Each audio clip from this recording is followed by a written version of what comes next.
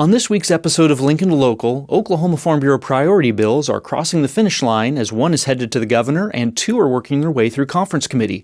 But first, we'll talk about the Oklahoma state budget and what's in it that Oklahoma Farm Bureau has requested.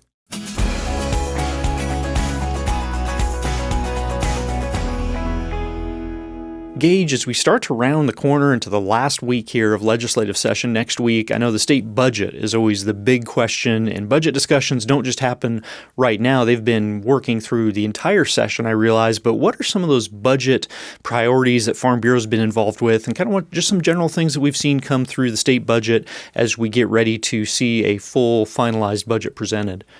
Yeah, so that was kind of a big announcement last week when the governor came out along with the appropriations committees from the House and the Senate with their proposed budget. It is still going through the process. This week they're running bills that verifies and basically says everybody agrees to those provisions that they rolled out in that budget, but most of those are getting approved. And one of the big things that we were excited about and we were definitely promoting as they went along was some funding for the OSU Vet Med School.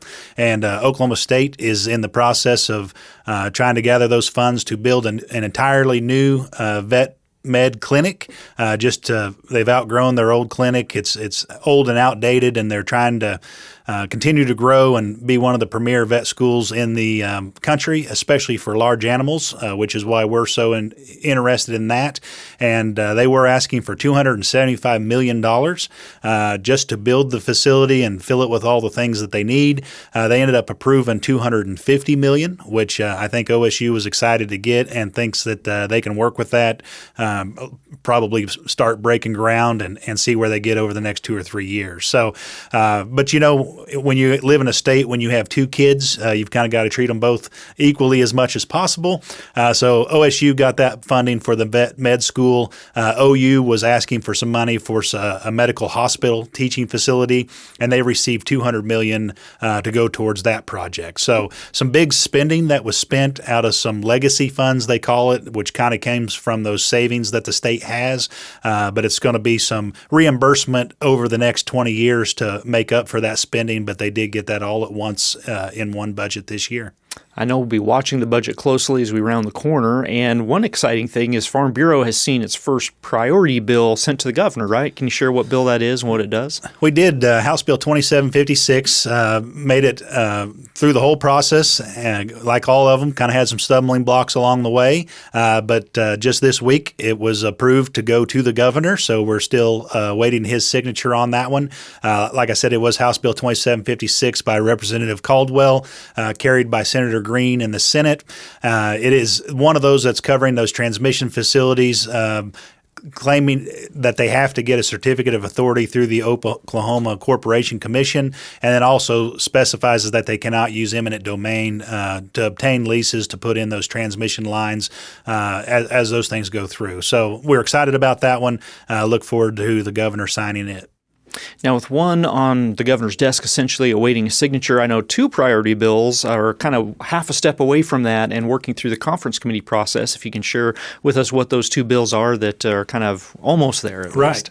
The first one, House Bill 2752, is one we've talked about a lot with 2756, and it has a lot of those same provisions dealing with eminent domain, but rather than the transmission lines for those private entities, it's actually dealing with the facilities themselves, whether it's a wind facility, a solar facility, battery storage facility, whatever that might be. That one did get some changes made to it, and it was actually going across the Senate floor and had an amendment put on it on the Senate floor. So, of course, it was going to have to go back to the House, and in turn, it was rejected there for amendments, which means it got sent to conference committee. So it's still in the process. It's still alive, but it's one we're trying to work through that conference committee, get it approved out of that committee, and still hoping we can get it across the finish line. The other one is House Bill 1166, which, as we've talked several times before, was a priority issue that kind of came in at the last minute, dealing with annexation, an issue that had happened here in the state, something we thought we needed to address right away to protect our members and those landowners from those cities annexing them without permission from the landowners. So it's one that we kind of rolled it right through the House, got it through Senate committee, and then got on the Senate floor. We had to do a call to action to our members to even get it heard on the floor. It came across the floor with an amendment, which means it had to go back to the House, and like the other bill, ended up in conference committee, and it's one they're still working on language. We are working with them to get that through in a way that provides that protection for our members to make sure they have a say protecting those private property rights before a city annexes them without them being included in the discussion.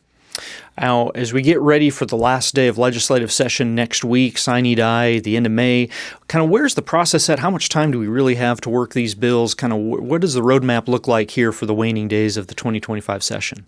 Well, with the announcement of the budget, that's usually the thing that they always wonder if they can get that done before that designated sine die day. With that working through this week, they're likely going to have it wrapped up. There's a possibility that they get done this week and don't even come back next week. They have a lot to do before that happens, so I would expect they'll be in a day or two next week, but there's no doubt they will wrap up before the designated May 30th sine die day. We'll be looking forward to see how all this works out. Thanks again for your time, Gage, and we'll look forward to seeing where all our bills end up. All right, thank you.